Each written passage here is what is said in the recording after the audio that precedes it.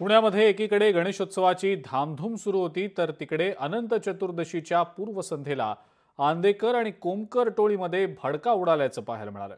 आंदेकर टोळीनं गणेश कोमकर याच्या मुलाची आणि बंडू आंदेकर याच्या नातवाची त्याच्याच घराजवळ गोळ्या झाडून हत्या केली। या निमित्तानं या दोन कुटुंबातल्या रक्तरंजित इतिहासाची पुनरावृत्ती झाल्याचं पाहायला मिळालं।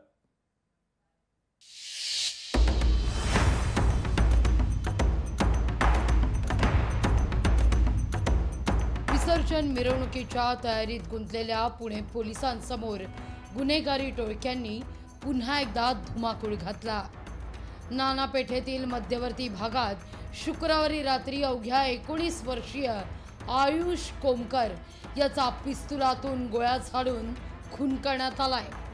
आयुष हा गणेश कोमकर यांचा मुलगा। याच महिन्यात गेल्या वर्षी राष्ट्रवादी काँग्रेसचे माजी नगरसेवक वनराज आंदेकर यांचा निर्घुण खून करण्यात आला होता। त्यात गणेश कोमकर हा मुख्य आरोपी होता। कोण आहे आयुष कोमकर ते आधी पाहूया। आंदेकर कुटुंबातील प्रमुख बंडू आंदेकर याची पार्श्वभूमी गुन्हेगारी आहे। त्याला वनराज आणि संजीवनी अशी दोन अपत्य। संजीवनी हिचं लग्न जयंत कोमकर याच्याशी झालं। जयंत कोमकर हा गणेश कोमकरचा सख्खा भाऊ। याच गणेश कोमकरचा मुलगा म्हणजे आयुष कोमकर। आयुष कोमकर हा 20 वर्षांचा आहे आणि महाविद्यालयात शिक्षण घेत होता।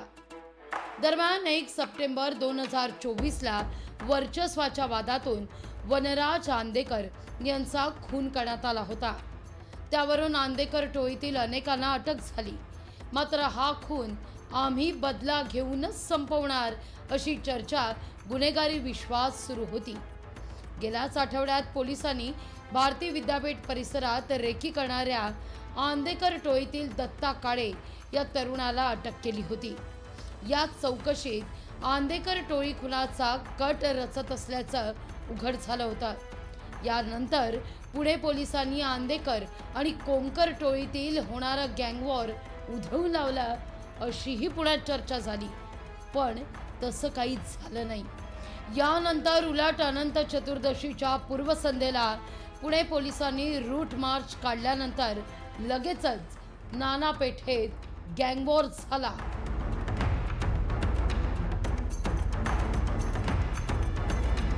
शुक्रवारी रात्री 7:30 ते 7:45च्या दरम्यान आयुष कोमकर क्लासवरून परतत असताना आपल्या इमारतीच्या पार्किंगमध्ये उभ्या असलेल्या आयुषवर 2 हल्लेखोरांनी पिस्तुलातून गोळ्या झाडल्या। गंभीर जखमी झालेल्या आयुषचा जागीच मृत्यू झाला आणि या घटनेनं एकच खळबळ उडाली। या घटनेनंतर पोलिसांनी बंडू आंदेकरसह 13 जणांवर गुन्हा दाखल केलाय, तर दोघांना अटकही केली आहे। त्यांचेच नातेवाईक म्हणजे त्यांचे ग्रँड सन याचे मर्डर करेल अशा कोणत्याही प्रकारचे इंटेलिजन्स किंवा अँटिसिपेशन नव्हता, परंतु हे घटना घडलेली आहे। या घटनामध्ये काही आरोपी अटक करण्यात आलेली आहे। याचे परिणाम जे जे या कॉन्स्पिरसीमध्ये आहेत त्यांना भोगावा लागेल। काही आरोपीला अटक करण्यात आलेली आहे, राहिलेल्या आरोपीला पुढच्या काळात अटक करण्यात येईल। आंदेकर आणि कोमकर टोळीचा इतिहास समजून घेऊया। आंदेकर आणि कोमकर हे नातेवाईक आहेत। 5 दशकं आंदेकर टोळीचं पुण्याच्या पूर्व भागात म्हणजेच पुण्यातल्या पूर्व भागातील पेठांमध्ये वर्चस्व आहे। काची कापडी समाजातून आंदेकर आणि कोमकर हे कुटुंबीय येतात। 1970 पासून बाळकृष्ण आंदेकर यांच्या गुन्हेगारीला सुरुवात झाली। आंदेकर कुटुंबातील सदस्य राजकारणात प्रवेश करताना दिसले। 1997च्या पुणे पालिकेच्या निवडणुकीत आंदेकर कुटुंबातील 4 जण विजयी झाले। आंदेकर विरोधातील टोळी संपलेली असतानाच त्यांच्याच कुटुंबातील एका टोळीनं जन्म घेतला।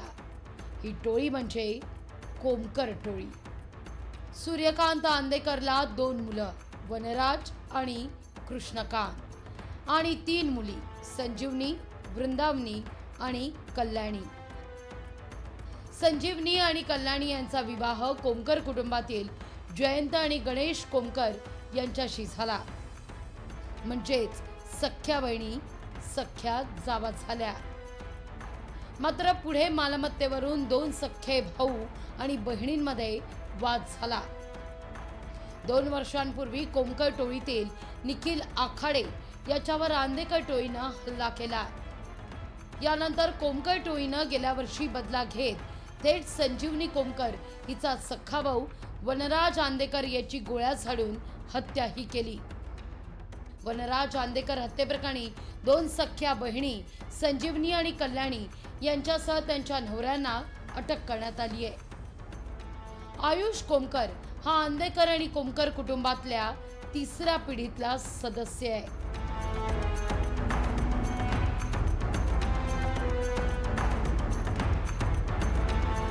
काही दिवसांपूर्वी आंदेकर टोळीतील एकाला अटक केल्यानंतर आंदेकर आणि कोमकर यांच्यातील टोळीयुद्ध थांबलं असं वाटत असतानाच अनंत चतुर्दशीच्या आदल्या दिवशी गणेश कोमकर याचा 19 वर्षीय मुलगा आयुष उर्फ गोविंद कोमकर याची आंदेकर टोळीकडून गोळ्या झाडून हत्या करण्यात आली आहे।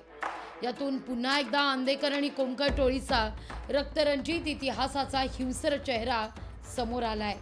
पोलिसांनी आता हत्येतील दोघांना अटक केली असून आंदेकर टोळीचा प्रमुख बंडू उर्फ सूर्यकांत आंदेकर यासह 13 जणांवर गुन्हा दाखल केलाय। मात्र प्रश्न असा आहे की हे टोळी युद्ध कधी थांबणार? पुण्यातील टोळी युद्धाचा पुन्हा भडका उडाल्यानं या निमित्तानं पुण्यातल्या कायदा सुव्यवस्थेचा प्रश्न पुन्हा एकदा ऐरणीवर आलाय। अमोल धर्माधिकारी, लोकशाही मराठी, पुणे।